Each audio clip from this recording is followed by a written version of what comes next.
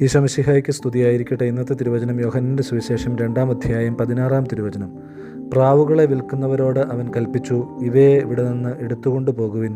എൻ്റെ പിതാവിൻ്റെ ആലയം നിങ്ങൾ കച്ചവട സ്ഥലമാക്കരുത്. പ്രിയമുള്ള സഹോദരങ്ങളെ, കർത്താവിൻ്റെ വചനം നമ്മളെ ഓർമ്മിപ്പിക്കുന്നത് വിശുദ്ധമായി സൂക്ഷിക്കേണ്ട ഇടങ്ങളൊക്കെ വിശുദ്ധമായി സൂക്ഷിക്കാൻ നമുക്ക് സാധിക്കണം.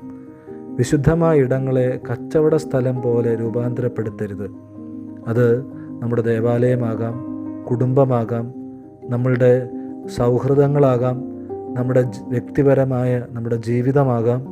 ഇവിടെയൊക്കെ വിശുദ്ധയോടെ സൂക്ഷിക്കേണ്ട ഇടങ്ങളാണ്. അവിടേക്കൊന്നും കച്ചവട മനോഭാവങ്ങളെ കൊണ്ടുവരാതിരിക്കാൻ നമുക്ക് ശ്രദ്ധിക്കാം. പ്രത്യേകിച്ച് നമ്മളുടെ ജീവിതങ്ങളിൽ കച്ചവട ഭാവങ്ങൾ മാറട്ടെ, വിശുദ്ധമായത് നിറയട്ടെ. ഈശോ സഹായിക്കട്ടെ.